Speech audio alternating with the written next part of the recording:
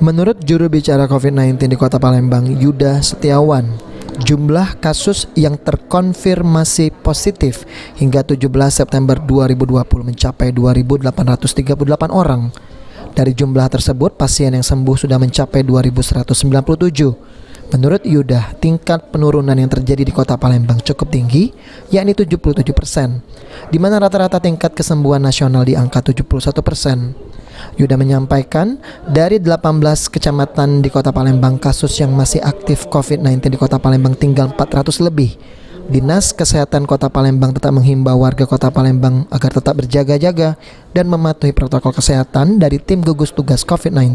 Terkait update data pasien COVID di Kota Palembang sendiri seperti apa nih Pak kondisinya? Ya, sampai dengan tanggal 17 September kemarin ya, jadi update kasus terakhir itu 2.838 kasus ya.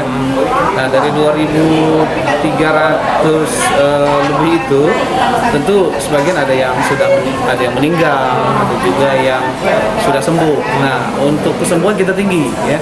Untuk kesembuhan Kota Palembang itu 77%. Jadi dari total kasus 2.000 lebih itu 77%-nya sembuh. Dan itu di atas rata-rata nasional.